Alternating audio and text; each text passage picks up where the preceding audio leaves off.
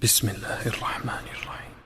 Vëllezër të shtrenjtë, ndodhemi në muajin e bekuar të Ramazanit, ndodhemi në muajin në të cilën besimtari musliman arrin të shufishoj veprat e tij në 10, në 70, në 700 deri në 700.000. Allahu a'lam, Allahu e di më së miri se sa ai shufishon këto vepra.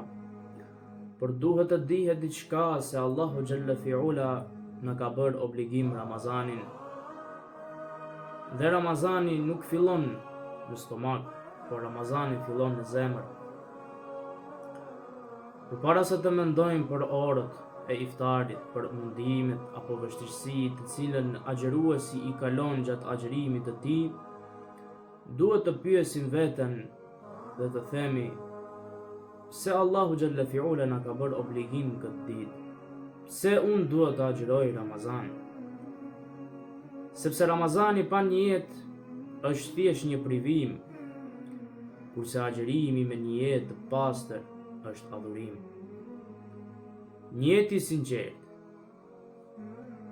e largon çdo të keqe.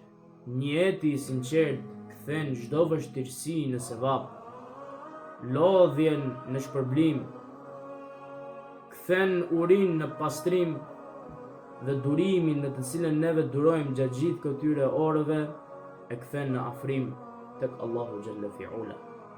Sot, në këtë ditë të parë të Ramazanit, mos e thuaj niyetin vetëm me gjuhë, po thuaj atë me zemër, duke thënë: O Allah, për ty unë agjëroj këtë Ramazan, për ty unë dua të pastrohem në këtë Ramazan dhe për ty dua të afrohem vetëm tek ti. Sepse niyeti i pastër është qëllimi kryesor i agjëruesit. Edhe nëse bie, niyeti i sinqert është ai që të ngre përsëri.